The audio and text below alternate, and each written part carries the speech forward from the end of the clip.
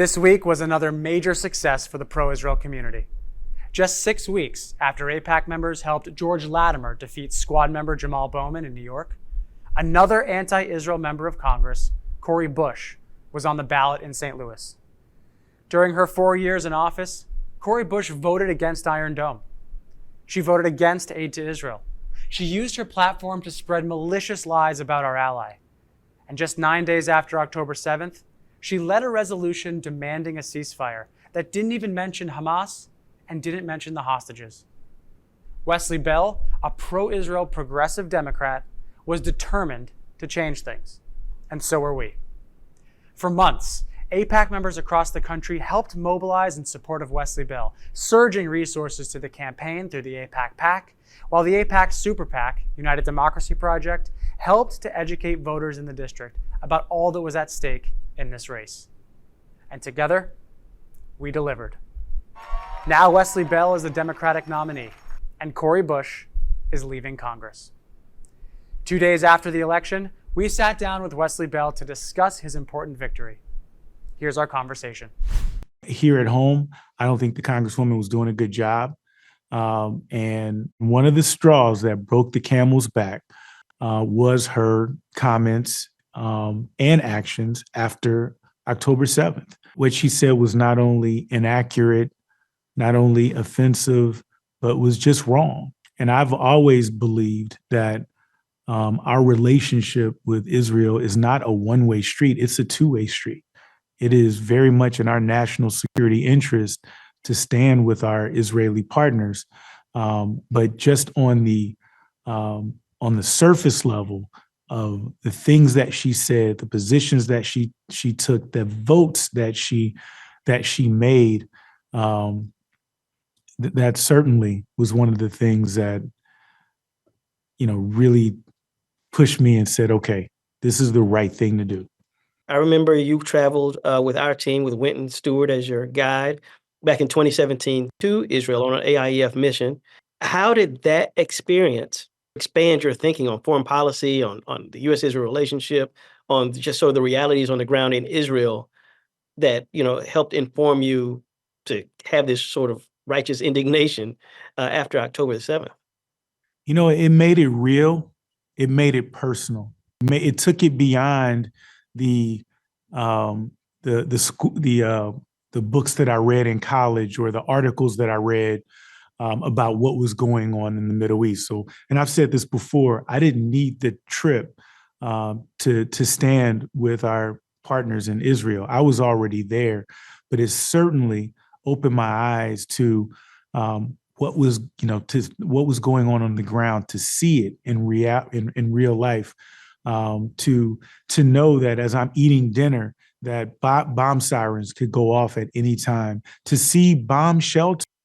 I think a lot of people have heard about them and, they may be talked about and thrown about in different hypotheticals, but to see a bomb shelter is a surreal feeling to understand that, you may have to run into this shelter to save your life. You have 10 seconds to get into that shelter to potentially save your life. And when those bomb sirens had gone off, 45 minutes from where I was at the time, that was a sobering reality to me. And yeah, I like to think that after the Congresswoman's comments on October 7th, that I would have been public in my support. But certainly as a result of that trip, I felt compelled and obligated to stand up and speak out publicly from our friends in the Jewish community. Standing with our Jewish brothers and sisters, standing with our Israeli partners, I know is the right thing to do. I understand the history of that region. I understand that there is one Jewish homeland, which is this small place where I live in the state of Missouri, which is a small state, and 8 Israels can fit in Missouri. And I understand the persecution that, and not just recently, we're talking about thousands of years, or hundreds of years, I should say, but thousands of years of tension in the region. I understand that. And I also understand the civil rights movement and the role that our Jewish friends played in support of my grandfather and folks who came before me. I visited the Pettus Bridge where Dr. King and John Lewis walked across in very much peril of their lives, and Jewish rabbis walking with them locked in arms. I know about the freedom rides where our Jewish brothers and sisters bled and lost their lives for our civil rights and our ability to vote and be free. And so for me, if my friends are now being attacked, which they are, and I don't think that's hyperbole at all, it's important for myself and others to stand up and stand with our friends as they've stood with us in the past as well. And so call me what you want. You can say whatever you want. You can post whatever you want. That's just going to just strengthen the resolve. And I say that I've said this before, and I'll say it again to my Jewish friends. I think this election proves beyond a reasonable doubt, to borrow a legal phrase, that you are not alone. Overwhelmingly, Democrats and Republicans stand with a strong relationship between the U.S. and Israel. And so I think this election, it vindicates that sentiment. It vindicates the fact that folks understand how important this relationship is, and also it having the added benefit of being the right thing to do.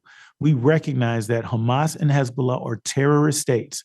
And I said that on my remarks when I was elected. I've said it throughout my campaign. I've said it in every community that I've talked to.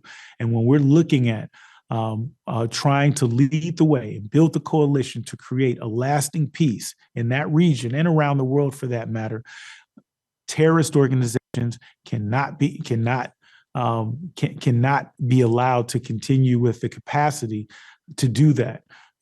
We have to deal with Hezbollah, Hamas. We have to deal with Iran, and we have to do it with our neighboring and world partners if we are going to have success moving forward. And I intend to be part of the coalition, I should say, of working toward that lasting peace with our partners, including our Israeli partners. With that, I'll end like we started. Thank you. Thank you for putting yourself forward. Thank you for putting in the work. Thank you for doing all you've done. And thank you, more importantly, for all the things that you will do. We're wishing you great luck and can't wait to see you be sworn in January. And this victory is a victory for all of us. And I want to be clear on that. We got a lot more work to do, and we can't do this. I can't do this work alone. We need our folks around the country supporting. We need our folks on the ground here supporting as we push forward this work. And so I thank you all.